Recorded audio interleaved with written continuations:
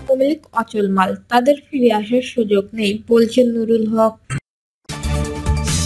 তারা কোনো নির্বাচন হবে না বলছেন শামীম হায়দার পাটোয়ারি।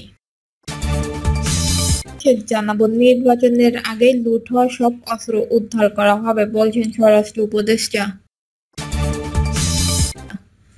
শুনছিলেন সংবাদ শিরোনাম, এবারে বিস্তারিত। এর আগে লুট হওয়া সব অস্ত্র উদ্ধার করা হবে বলছেন স্বরাষ্ট্র উপদেষ্টা। স্বরাষ্ট্র উপদেষ্টা লেফটেন্যান্ট জেনারেল মোহাম্মদ জাহাঙ্গীর আলম চৌধুরী জানিয়েছেন, নির্বাচনের আগেই লুট হওয়া সব অস্ত্র উদ্ধার করা হবে।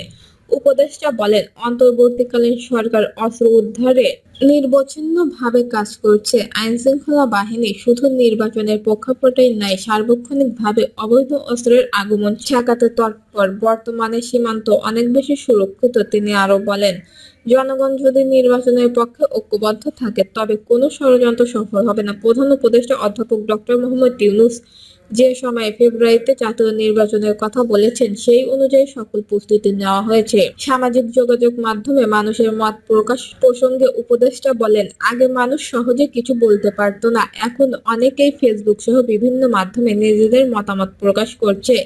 এটা একটি ইতিবাচক পরিবর্তন। সবজির দাম বাড়ার বিষয়ে জাহাঙ্গীর আলম বলেন, বৃষ্টির কারণে অনেক সবজি নষ্ট হয়ে গেছে, তাই দাম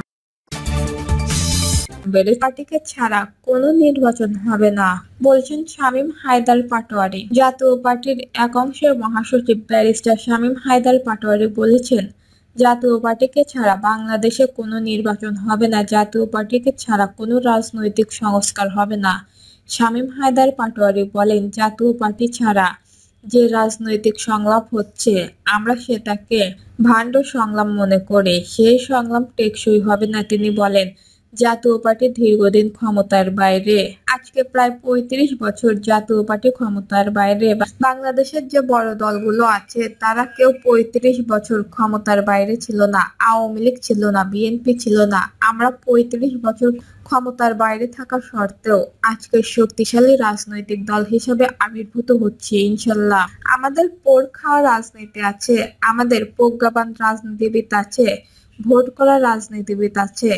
তাদের সকলকে নিয়ে সামনে আমরা নতুন বাংলাদেশ গড়ব। শামীম হায়দার আরও বলেন, যারা জিএম কাদেরের বিরুদ্ধে ষড়যন্ত্র করবে তারা দেশের শত্রু, তারা গণতন্ত্রের শত্রু, তারা সমাজের শত্রু, তারা মানুষের শত্রু। তাদের বিরুদ্ধে আমরা কড়া জবাব দেব। বছরের ধ্বংস করা দেশ একদিনেই ঠিক করা সম্ভব নয় বলছেন মির্জা ফখরুল। ১৫ বছরের ধ্বংস করা দেশ একদিনেই ঠিক করা সম্ভব নয় বলে মন্তব্য করেছেন বিএনপির মহাসচিব মির্জা ফখরুল ইসলাম আলমগীর।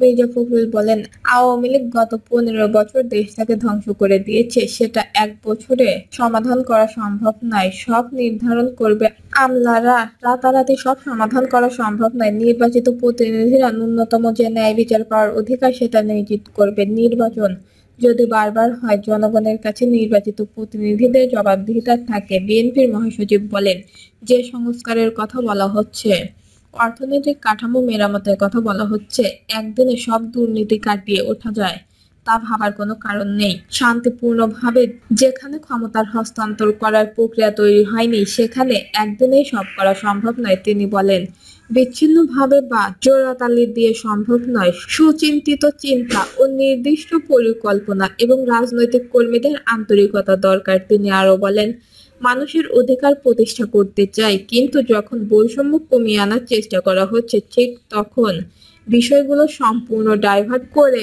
উগ্রবাদ চাপিয়ে দেওয়ার চেষ্টা করা হচ্ছে, তখন হতাশ হচ্ছে। তর্ক বিতর্ক থাকবে, কিন্তু এমন জায়গায় যাচ্ছে যেখানে হতাশা বাড়ছে, হতাশ হতে হচ্ছে।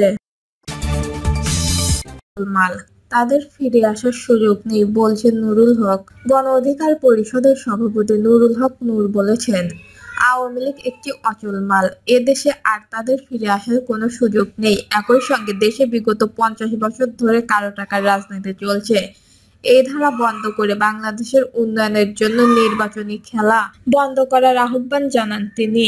ভিপি নূর বলেন, বিশ্ববাজারে পণ্যের দাম কমলেও বাংলাদেশে না কমার পেছনে পূর্ববর্তী সরকারের মতোই বর্তমান অন্তর্বর্তীকালীন সরকারের দুর্নীতি, দুর্বৃত্তায়ন এবং ক্ষমতার লোভই দায়ী। তিনি বলেন, যারা এখনো ক্ষমতার দাপট দেখাচ্ছেন তাদের উচিত পতিত স্বৈরাচারদের দিকে তাকানো। দীর্ঘদিন ধরে লুটপাটকারীরা রাজনীতিকে জমিদারি প্রথা বানিয়ে রেখেছিল, কিন্তু এই দেশে আর লুটপাটের রাজনীতি চলবে না। তিনি আরো বলেন, পুরাতন ব্যবস্থা দিয়ে নতুন রাষ্ট্র গড়া সম্ভব নয়, তাই নির্বাচনের আগেই রাষ্ট্র সংস্কার করা জরুরি। রাষ্ট্র পুনর্গঠন না করে কোনো নির্বাচন হবে না। নূর অভিযোগ করে বলেন, গত ১৬ বছর ধরে শেখ হাসিনা একাদেশ শাসন করেছে, কিন্তু শেষ বেলায় তিনি দুপুরের ভাতও খেতে পারেননি। তিনি বলেন, দিল্লির মার দিল্লি চলে গেছে। যারা এখনো অপকর্ম করছেন, দেশের সাধারণ মানুষ তাদের প্রতিহত করবে।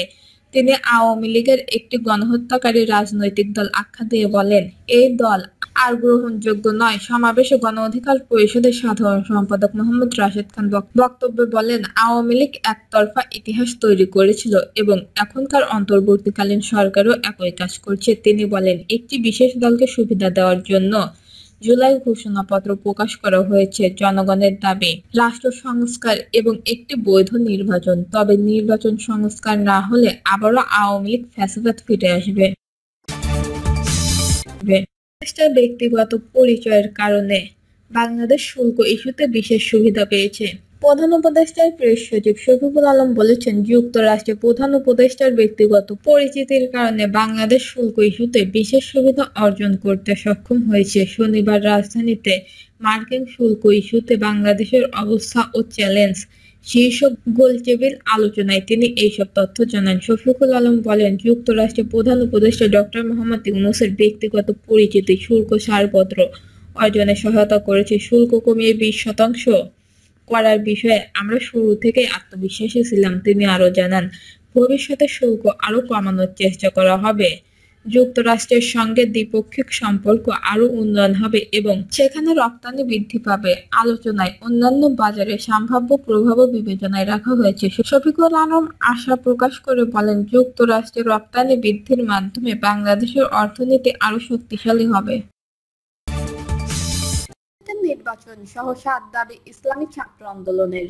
নতুন রাজনৈতিক বন্দোবস্তে আগামী জাতীয় নির্বাচনে তরুণ প্রজন্মের প্রতিটি ভোটের মূল্যায়ন, ফ্যাসিজমের পুনরাবৃত্তি রোধ এবং জাতীয় সরকার গঠনে সংসদের প্রস্তাবিত উভয় কক্ষে সম্পূর্ণভাবে পিআর পদ্ধতিতে নির্বাচন দেওয়া সহ 7 দাবি জানিয়েছে ইসলামী ছাত্র আন্দোলন বাংলাদেশ। সংগঠনটির অন্য 6 দাবি হলো: ১. 24-এর পরবর্তী নতুন বাংলাদেশ যেন কোন নির্বাচিত স্বৈরাচার, দুর্নীতিবাজ, লুটেরা ও সন্ত্রাসী শ্রেণী রাষ্ট্র ক্ষমতা ব্যবহার করে জনগণের অধিকার কেড়ে নিতে না পারে, রাষ্ট্রের সাংবিধানিক প্রতিষ্ঠানগুলোকে দলীয়করণের মাধ্যমে ধ্বংস করতে না পারে এবং একদলীয় কর্তৃত্ববাদী শাসন যাতে কায়েম করতে না পারে, সেই জন্য প্রয়োজনীয় মৌলিক রাষ্ট্র সংস্কার দ্রুত সম্পূর্ণ করতে হবে এবং ছাত্র জনতার প্রত্যাশার প্রতিফলন স্বরূপ শিক্ষা ব্যবস্থার মৌলিক সংস্কার অগ্রাধিকারের ভিত্তিতে বাস্তবায়ন করতে হবে। ২. জুলাই 2024-এর গণঅভ্যুত্থানের প্রত্যাশা বাস্তবায়নে বৈষম্যহীন, শোষণ, নিপীড়িত ও দুর্নীতিমুক্ত বাংলাদেশ